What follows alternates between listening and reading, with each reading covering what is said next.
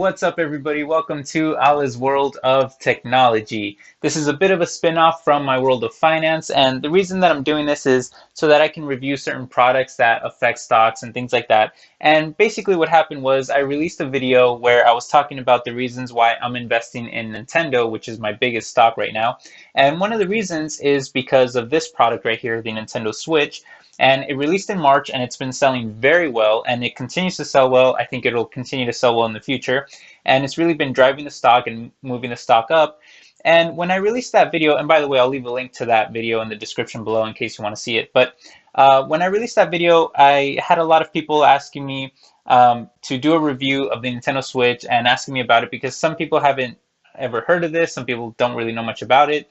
So I decided that I would make Ali's World of Technology where I can review certain products that may be affecting the stocks and things like that. And that's basically what I'm going to do with this video. We're going to review the Nintendo Switch and we're going to cover the hardware, the accessories, and the games. And we're going to transition to a different view where it'll be kind of top down so that you can actually see what I'm doing with the product and you'll be able to have a closer, better look at it. So let's go ahead and transition and I'll see you guys there. Hey guys, welcome back. So I'm actually really excited about this because, I consider myself a little bit of a gamer. I do enjoy playing video games and I really like the Nintendo Switch. Now, during this review, you're probably going to see my reflection a lot, so it's going to get a little awkward, but just try to ignore that. Now let's go ahead and get started. So the Nintendo Switch retails for around $300, and that's if you're lucky enough to get one because they usually sell out really quickly. But let's go ahead and talk about the hardware. So the console itself, the whole tablet, it all feels very premium, feels very nice. It's very thin and lightweight, so very nice premium build. I really like it. On the bottom, you have your USB-C port. You have a slot for a micro SD card under the kickstand, and I'll talk about the kickstand later. On the top, you have a slot for your game cartridges, which are just small cartridges, a little nostalgic, kind of cool. And you have a port for your microphone, and then you also have volume rockers, and you have your power button right there as well. Now, the whole console itself, right out of the box, it comes with two controllers, and they're called Joy-Cons. So there's one here, and there's one here. And this is pretty cool because it's the first time that a console actually comes with two controllers right out of the box without having to buy some sort of bundle or anything like that. Now, the screen itself is very nice. It does have some fairly thick bezels around, and I really don't notice them after I start playing video games, and a lot of people say that they really don't notice them, but I do wish that they were a little bit thinner. I kind of feel like companies release phones and tablets with big thick bezels on purpose, and so that like later iterations they can just shrink the bezels and say, oh, this is the new one, you should buy it. But I don't want to go off on a rant, but I do wish that the bezels were a little bit smaller, but it's okay, not a deal breaker at all. Now, to take off the Joy-Cons or the controllers, you just press the button in the back and slide them off like that. And I'll go ahead and slide this one off too. And I'll probably be showing all of these animations because it's a big selling point of the Switch is how you can slide things on and off and transform it and things like that.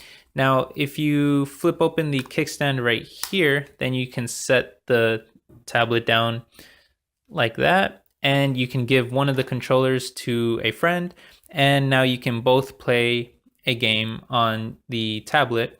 And the Joy-Cons themselves, they are a bit small. You have your buttons here and your joystick there, and then a couple shoulder buttons on the top, basically like the trigger buttons.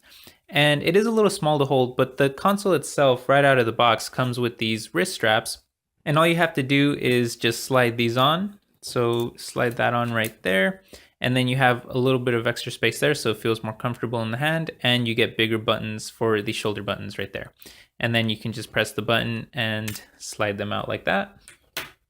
Now, right out of the box, it also comes with a controller grip.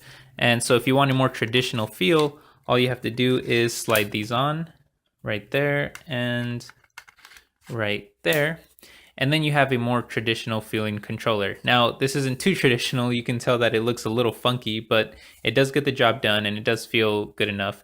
Now, if you do want a more premium controller, you can get the Pro controller, which does come with a premium price tag. It actually costs around $70, so it is very expensive, but it is very premium. It feels very nice, has a nice texture to it. It's actually a little see-through as well. It's kind of cool, and and it feels very good, and it reminds me a lot of an Xbox controller, which is why I brought my Xbox controllers, just to give a quick comparison. But here's an Xbox controller here, and you can tell that it's almost identical, so very similar, and feels great, and I really like it. So it is very expensive though, at $70, so you have to, you have to weigh your options there.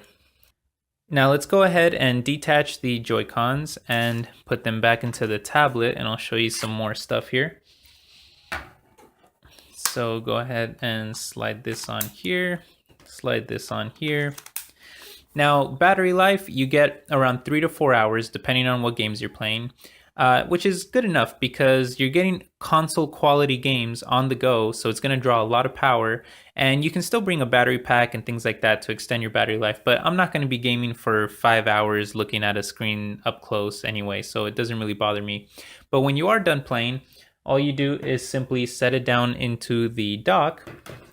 You set it down right there.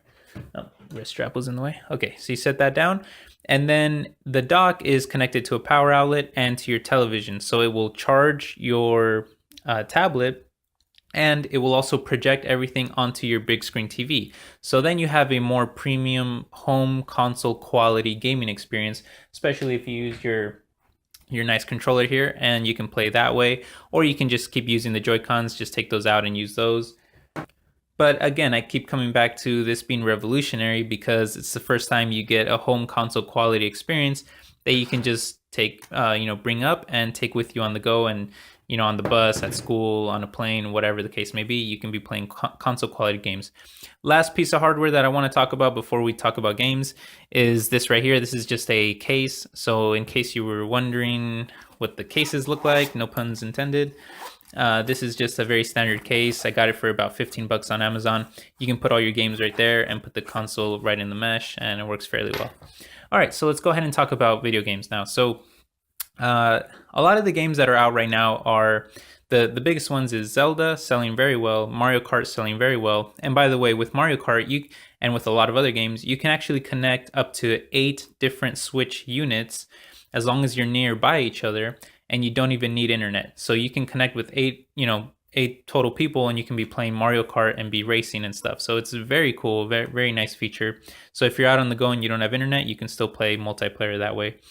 Now, the screen is actually a lot better than this. It's because I have the ISO set really high on my camera, but let me see if I can turn that down. Okay, there you can see. I'll leave it down for now just so you can see the screen.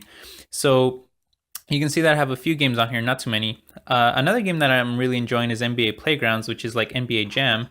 So I'll go ahead and give you a preview here. I'm using David Robinson. I'll pass it to Ray Allen, better shooter. Take a shot there, and I miss. Okay, and then they got the ball back. So anyway, this is like NBA Jam. Pretty fun game. Oh, I blocked him there. And we'll just try one more shot here. There we go. Okay, so anyway, that's NBA Playgrounds. It's a pretty fun game. I like playing it. And as far as other games go, we're really waiting to see what happens at E3 because, if Pokemon gets announced, that'll be a huge success. First time that a Pokemon game will be on a home console and that you can also take on the go. So that would be huge, and it would just continue to drive Nintendo stock up. And this is one of the reasons why I'm invested so much in Nintendo. I really love this product and I really believe in it. So anyway, I hope that you enjoyed this video. Please like, please subscribe, and I will catch you guys in the next one. Have a wonderful, beautiful day. Take care.